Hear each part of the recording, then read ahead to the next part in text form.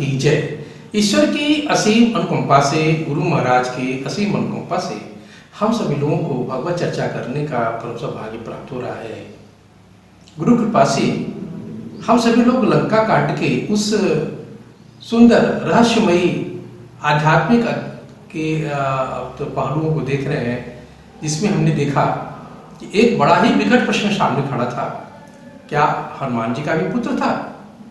अब जो हनुमान जी का पुत्र होना, क्योंकि वो तो ब्रह्मचारी थे, लेकिन यहाँ बात खुल करके आती है कि जो मकरध्वज है उनका पुत्र सामने रूप में आता है।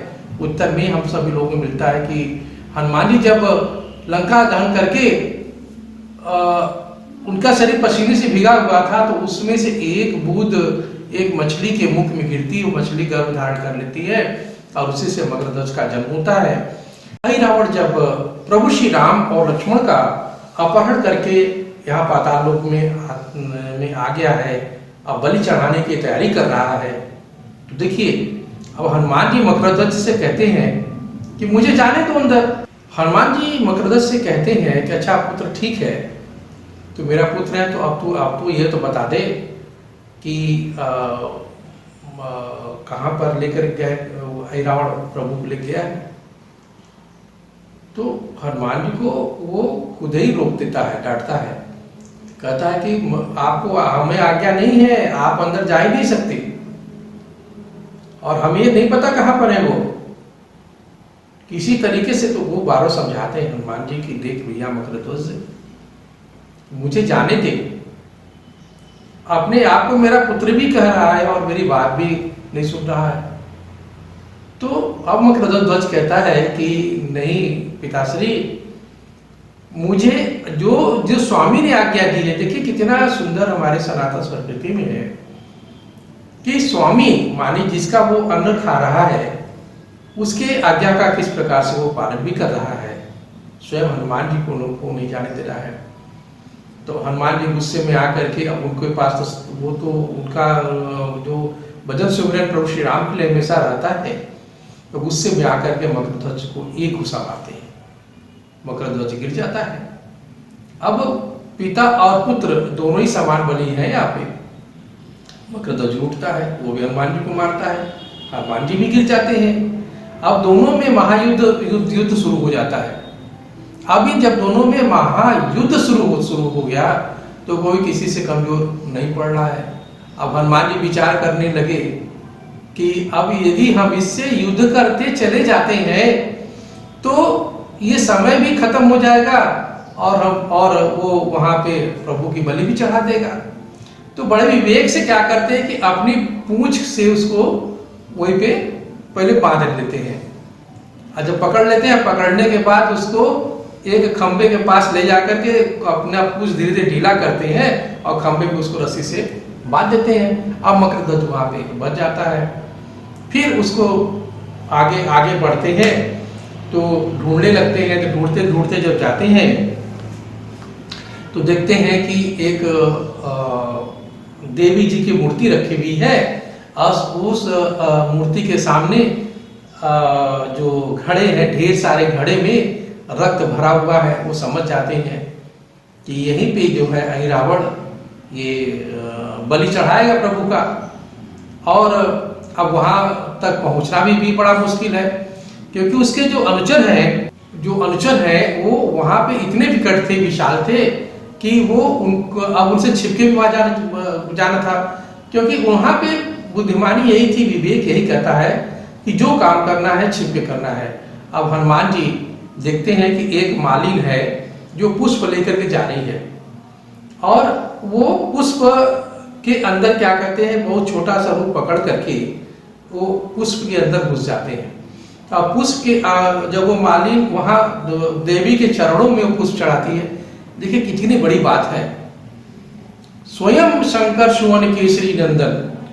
अब वो देवी को खुद भी शर्म लगती है कि अरे हनुमान जी जो पुष्प के अंदर है वो मेरे चरणों में पड़े हैं। अब वो क्या करती है कि वो जैसे ही पुष्प वो चरण में पड़ता है, वो देवी धरती के अंदर समा जाती हैं। अब हनुमान जी फिर घबराते, कहते तो बड़ा गड़बड़ हो गया। फिर तुरंत वो विराट स्वरूप पकड़ करके और मुंह को खोल करके देवी के स्थान पर खड़े हो जाते हैं। अब उनका भयंकर रूप देख करके मुख को इतना बड़ा मुंह खोलते हैं कि भयंकर रूप देख करके सब निशाचर वहां डरने लगते हैं।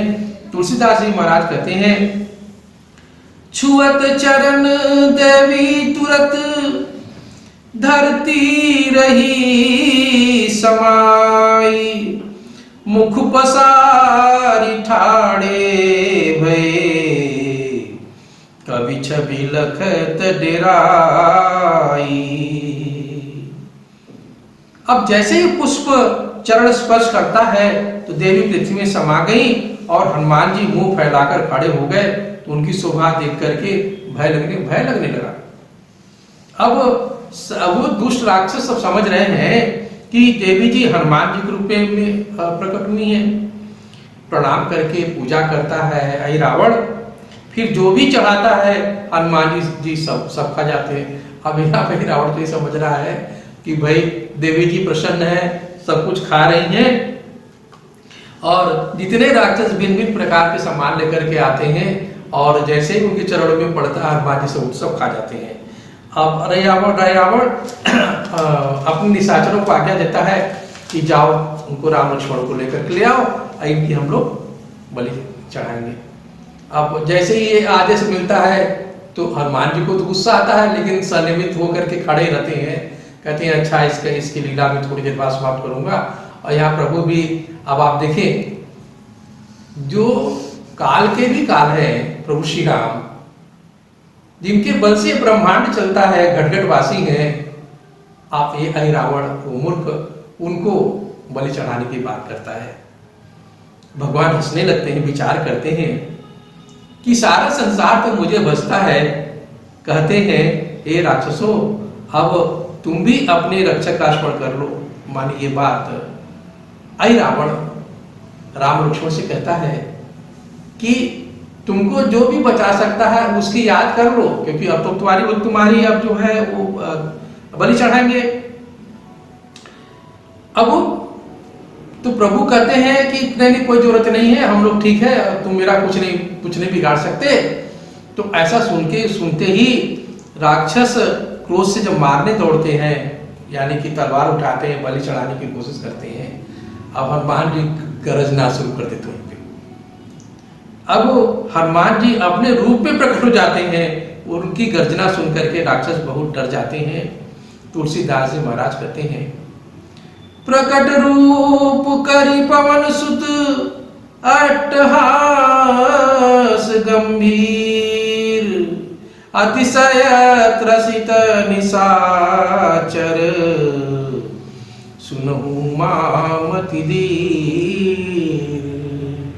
जो कथा शंकर भगवान पार्वती जी को सुना रहे हैं, भगवान का जो जीवन चरित्र सुना रहे हैं, उसमें आगे कथा बताते हैं शंकर भगवान पार्वती से कि हे पार्वती सुनो, हनुमान जी अपने वास्तविक रूप में आ जाते हैं और इतनी जोरदार गंभीर गर्जना करते हैं कि सभी राक्षसों की हालत खराब हो जाती है।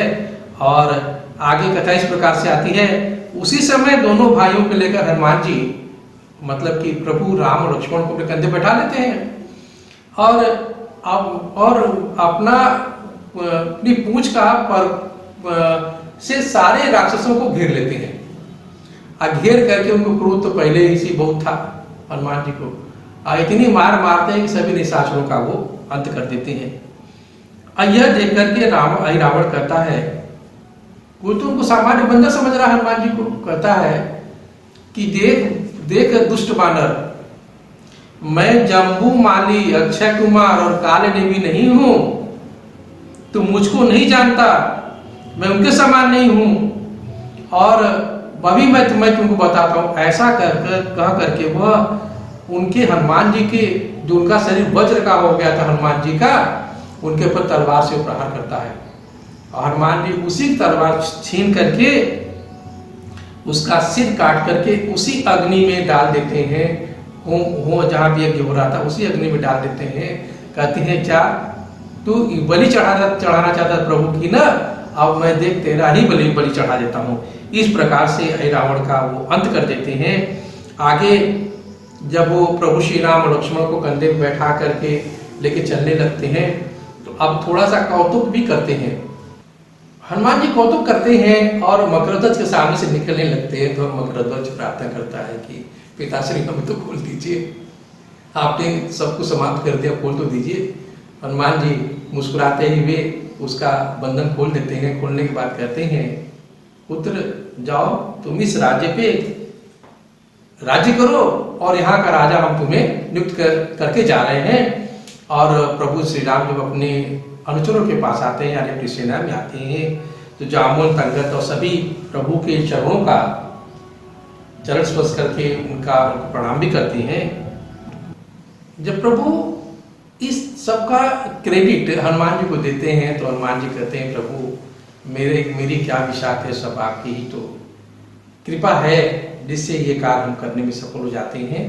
इस प्रकार से ऐ रावण का अंत होता है। एक छोटा सा भजन। क्या लेके आया बंदा क्या लेके जाएगा, क्या लेके जाएगा, 2 दिन की जिंदगी है, 2 दिन का महीना।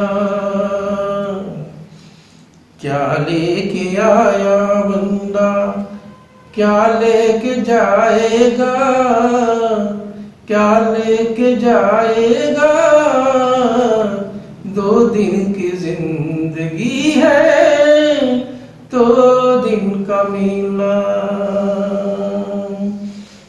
जय श्री राम।